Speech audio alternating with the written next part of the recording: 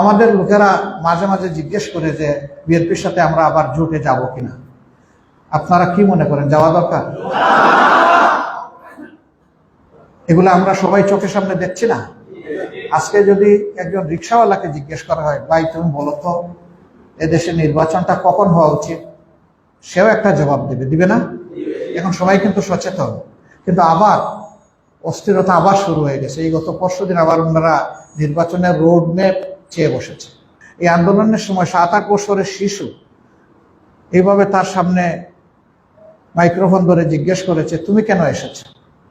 এত চমৎকার উত্তর এক একটা শিশু দিয়েছে।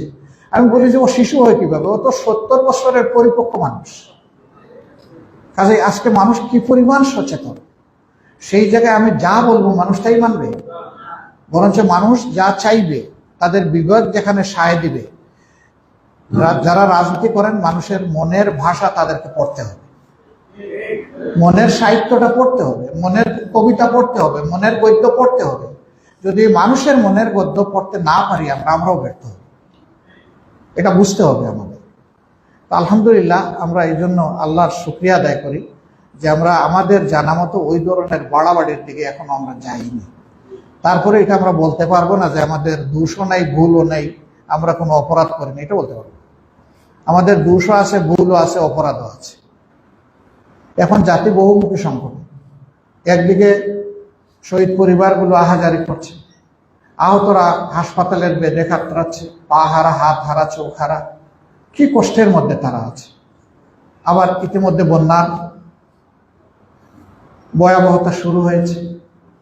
আর যারা জনগণের জন্য রাজনীতি করে, রাজনীতি তো জনগণের জন্য, তাদের তো উচিত এখন এই বিপন্ন মানুষের পাশে দাঁড়ানো। এই সময়টা ওখানে না দাঁড়াইয়া নির্বাচন নির্বাচন নির্বাচন এই জিকির করলে জাতি এটাকে কবুল করবে? কবুল করবে। কিন্তু সে তো তারা শুরু করে দিছে। আর নির্বাচন লাগেও তো না। ইতিমধ্যে যেখানে যা দখল করার, ফুটপাত থেকে ফকিরের বাণিজ্য থেকে সব কিন্তু ওনারা নিয়ে নিছে।